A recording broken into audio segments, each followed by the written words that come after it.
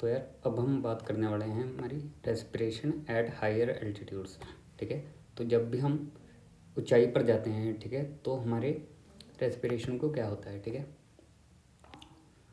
तो होता क्या है, जो हमारा एटमॉस्फेरिक प्रेशर होता है, ठीक है, जो हमारा नॉर्मल एटमॉस्फेरिक प्रेशर होता है जब हम ग्राउंड पे होते हैं, ठीक है, तो वो होता है हमारा 760 मरकरी। ठीक है, तो ये हमारा atmospheric pressure at normal levels होगा। ठीक है, पर जब हम ऊपर जाते हैं, ठीक है, तो हमें पता है कि जो हमारी ऑक्सीजन का लेवल है, ठीक है, तो वो कम होगा। अब इसमें एटमॉस्फेयर में 21% ऑफ हमारी ऑक्सीजन होती है। ठीक है, अब 760 में अगर हम इसका 21% निकालें तो हमारा पार्शियल प्रेशर ऑक्सीजन 160 मरकरी बनता है नॉर्मल लेवल्स पे। पर जब हम हायर जाते हैं, ठीक है, ऑक्सीजन की अवेलेबिलिटी कम होती है, ठीक है, उससे परसेंटेज ऑक्सीजन भी हमारा कम होगा। तो अगर हम माने तो हमारा PO2 will be less than 160 mercury. ठीक है, और ये कितना लेस हो जाएगा जब भी हम पहाड़ चढ़ेंगे या माउंट एवरेस्ट पर जाएंगे। ठीक है, तो ये हमारा हो जाएगा partial pressure of oxygen equal to 104 mercury. ठीक है, तो ये इतना हो जाएगा। ठीक है, और ये कम क्यों हो जाता है, क्योंकि जब भी हम एटमॉस्फेयर से एयर इनहेल करते हैं, ठीक है, और वो हमारी लंग्स में जाती है, ठीक है, तो वो हमारी लंग्स में जाएगी। ठीक है, तो some oxygen will mix up with the water. ठीक है, तो कुछ हमारी वाटर के साथ रिएक्ट करके वो लॉस्ट हो जाती है। ठीक है, तो इसलिए हम मान लेते हैं कि हमारे एल्वेलाई में अब partial pressure of oxygen 104 mercury आता है। ठीक है, नॉर्मल कंडीशन में। ठीक है, तो अब जब हम ऊपर जाते हैं, ठीक है, तो हमारा पार्शियल प्रेशर 60 मरकरी से कम हो जाता है, हम अज्यूम कर लेते हैं। ठीक है, तो अब हम देखते हैं कि हमारा जो नर्वस सिस्टम है वो कैसे रेगुलेट होता है इससे। ठीक है, अब partial pressure of oxygen in the lungs हो जाएगा 60 मरकरी।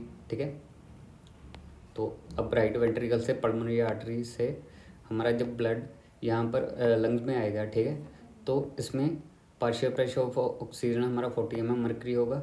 ठीक है, ये कैपिलरीज में, कैपिलरी बेड में, और partial pressure of carbon dioxide 45 mercury होगा।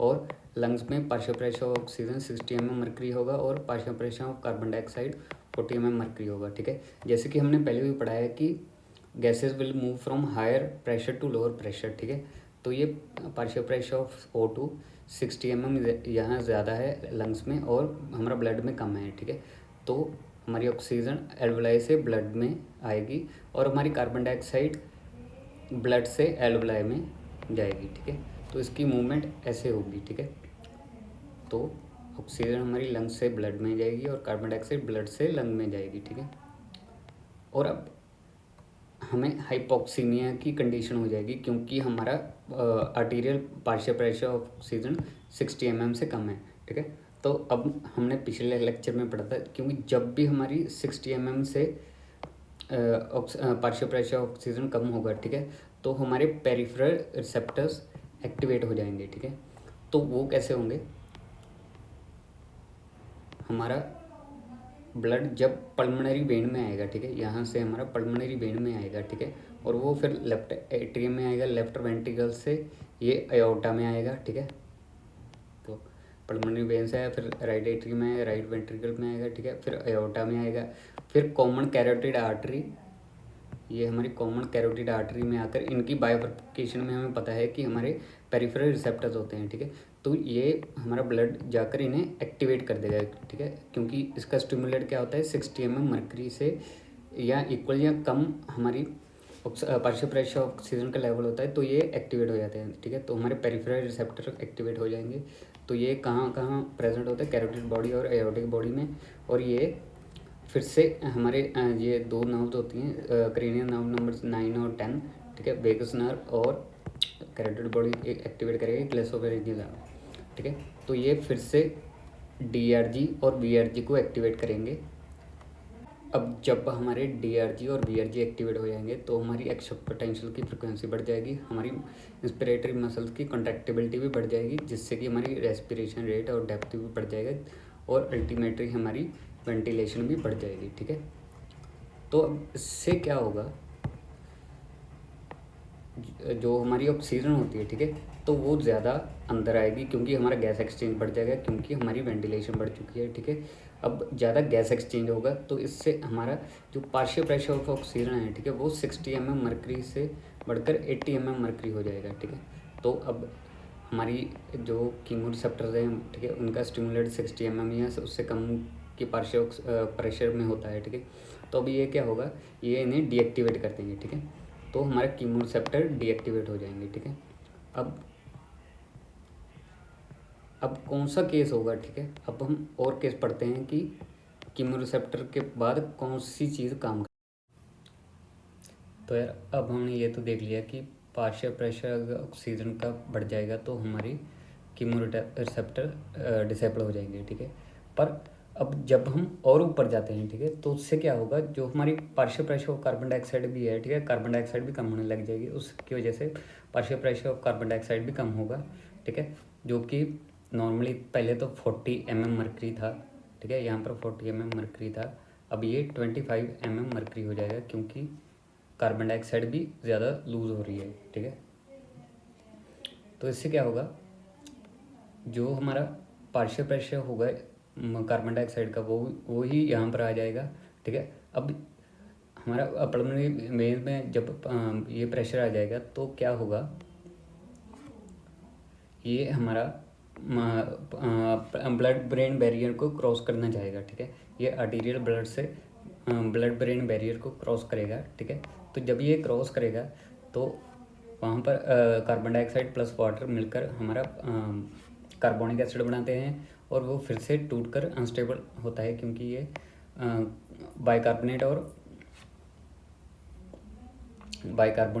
और हमारा प्रोटॉन प्रोड्यूस करते हैं, ठीक है। तो ये क्या होगा, जो हमारा अगेन प्रोटॉन्स होते हैं, ठीक है, तो वो हमें पता है जो हमारा सेंट्रल कीमो रिसेप्टर हैं, ठीक है, वो इन्हें इनहिबिट कर देंगे, ठीक है। अब ये इनहिबिट होगा तो डीआरजी और बीआरजी भी इनहिबिट होगा, हमारी फ्रिक्वेंसी कम हो जाएगी और वेंटिलेशन भी कम हो जाएगी, जिसकी वजह से हमारा फिर से रेस्पिरेटरी रेट बढ़ जाएगा, कम हो जाएगा और हम स्लो ब्रीदिंग करने लग जाएंगे, ठीक है।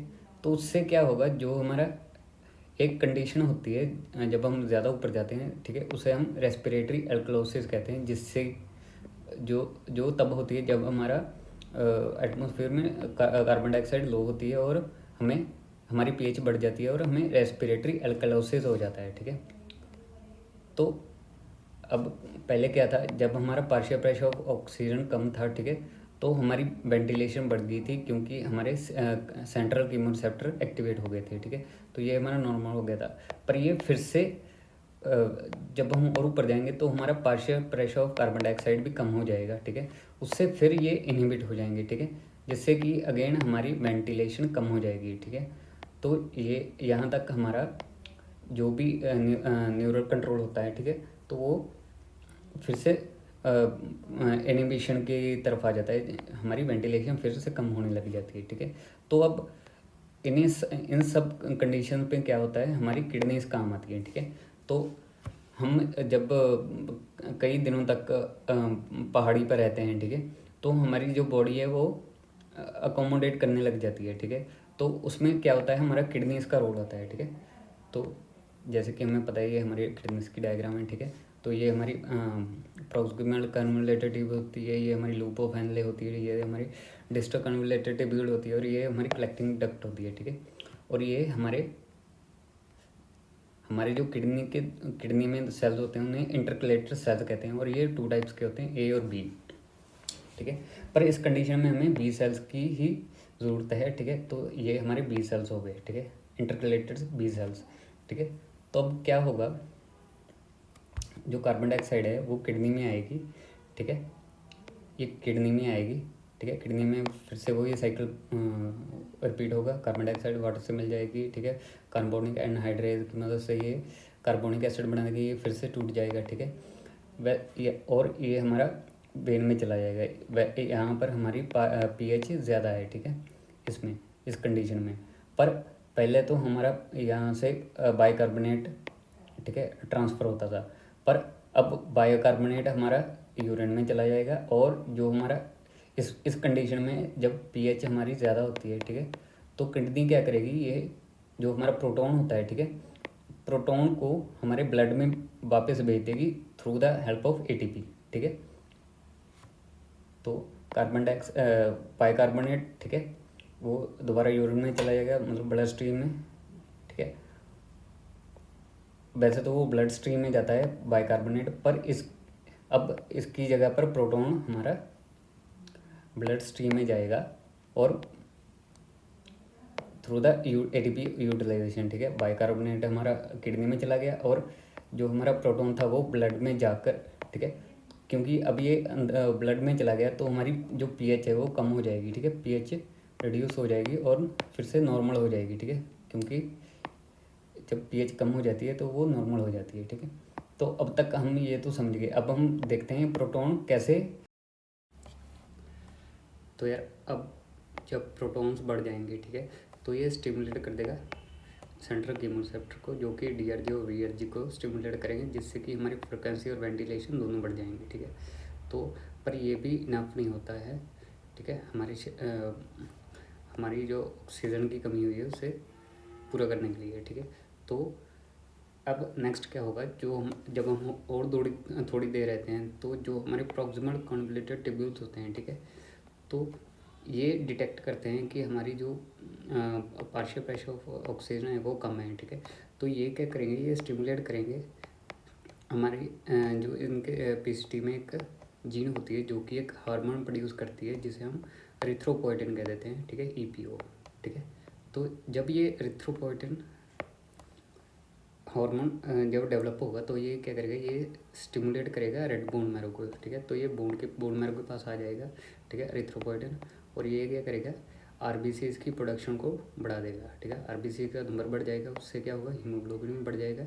अगर हीमोग्लोबिन बढ़ जाएगा तो उससे क्या होगा, ऑक्सीजन कैरिंग कैपेसिटी बढ़ जाएगी, ठीक है।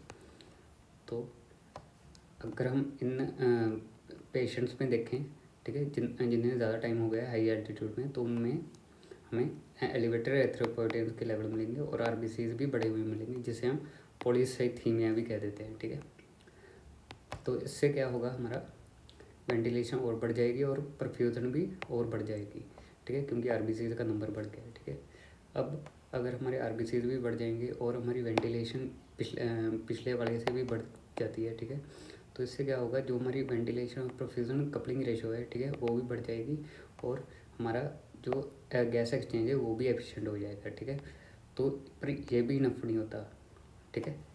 अब हमें हाइपोक्सीमिया हो जाएगा, ठीक है, जब हम ज़्यादा देर तक हाई एल्टीट्यूड में रहते हैं, क्योंकि हमारा पार्शियल प्रेशर ऑफ ऑक्सीजन कम है, ठीक है। तो इससे क्या होगा, जो हमारी ऑक्सीजन की डिलीवरी है टिश्यूज़ को, ठीक है, वो कम होगी, कम पहुँचेगी, ठीक है। तो इससे क्या होगा, अगर हमारी बॉडी में टिश्यूज़ को ऑक्सीजन कम मिलेगी तो जो हमारे एंडोथेलियम की लाइनिंग होती है, ठीक है, ये हमारे ब्लड वेसल्स की लाइनिंग होती है, ठीक है। तो उसमें जो एंडोथेलियल सेल्स होते हैं, ठीक है, तो वो प्रोड्यूस करेंगे वेस्कुलर एंडोथेलियल ग्रोथ फैक्टर्स, ठीक है। तो ये जो सेल्स होते हैं, ठीक है, तो ये प्रोड्यूस करेंगे वेस्कुलर एंडोथेलियल ग्रोथ फैक्टर, ठीक है। तो जो क्या करेंगे, और ब्लड वेसल्स बनाना स्टार्ट कर देंगे, जिसे हम एंजियोजेनेसिस कर देते हैं, ठीक है।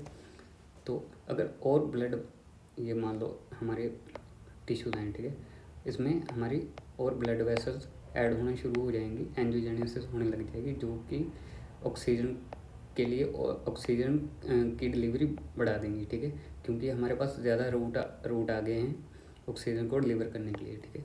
तो ऑक्सीजन कैरिंग कैपेसिटी बढ़ जाएगी और डिलीवरी ऑफ टिश्यूज़ की भी ज़्यादा हो जाएगी, ठीक है। तो यार अगर हम ज़्यादा देर पहाड़ों पर रहते हैं तो ये हमें पता है कि जो हमारा हाइपोक्सिया है, ठीक है, वो ज़्यादा देर तक परसिस्ट करता है, ठीक है।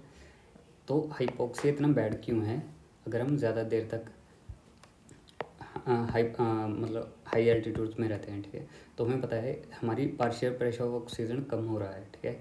तो इससे क्या होगा, जो हमारी सेरिब्रल वेसल्स होती हैं, ठीक है, जो दिमाग की हम नाड़ियाँ दिमाग में जाती हैं, ठीक है, तो वो वेजोडाइलेट हो जाएंगी, मतलब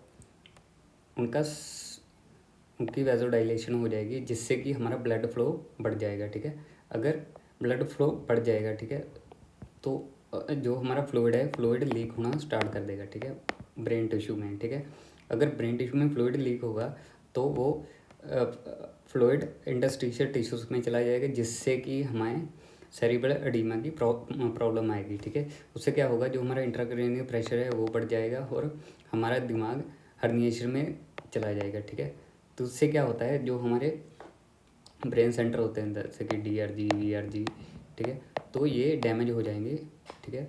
और अगर ये डैमेज होते हैं, ठीक है, तो हमारी ब्रीथिंग भी रुक सकती है, ठीक है, क्योंकि हमारे ब्रेन सेंटर डैमेज हो रहे हैं, ठीक है। तो हमें हाइपोक्सिया का ट्रीटमेंट जल्द से जल्द करना होगा था, ठीक है। तो सबसे पहले अगर इसका ट्रीटमेंट करना है तो हमें सप्लीमेंटल पेशेंट को सप्लीमेंटल ऑक्सीजन हम देते हैं, ठीक है। और एक ड्रग आती है मैनिटोल, ठीक है। इससे क्या होगा, जो हमारा सेरिब्रल एडीमा है वो कम हो जाता है। वो कैसे, जो ये फ्लूइड को पुल आउट कर लेता है, ठीक है, कुछ सब फ्लूइड को जो भी हमारा फ्लूइड एक्युमुलेट हुआ है तो उसे पुल आउट कर लेता है हमारे ब्रेन से, ठीक है। तो मैनिटोल ऐसे काम करता है। और एक और ड्रग होती है डेक्सामेथासोल, ठीक है, जिससे कि हमारी स्वेलिंग रिड्यूस होने में मदद मिलती है। और डेक्सामेथासोल एक कोर्टिकोस्टेरॉइड होती है, ठीक है।